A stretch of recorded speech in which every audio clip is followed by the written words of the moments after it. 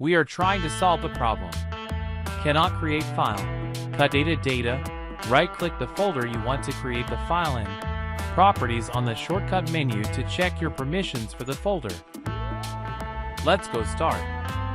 Press the Windows key +R to open the Run dialog box.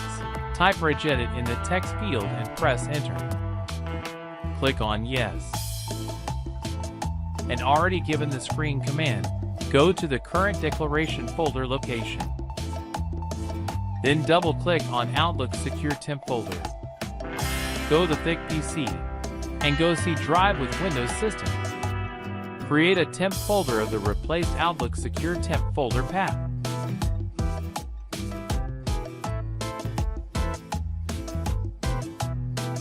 Open the folder and copy to the folder location path.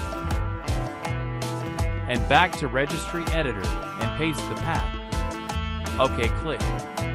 If you are first visiting my YouTube channel and Facebook page, please subscribe, like, follow and notify the bell icon. Click and see your next updated video.